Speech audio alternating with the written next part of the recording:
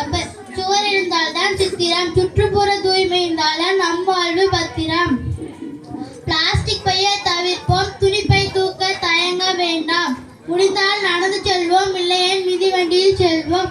நம் குப்பை நம் பொறுப்பு உணர்வோம், குப்பையை தரம் பிரிப்போம். மக்கும் குப்பையை உரமாய் மாற்றுவோம், மக்கா குப்பையை மறுசுழற்சி செய்வோம். மரங்களை நட்டு வளர்ப்போம், மழைநீரை சேமிப்போம். தூய்மை தொழிலாளரும் நம்மை போல் ஒரு மனிதர்தான், அவரை மதிப்போம்.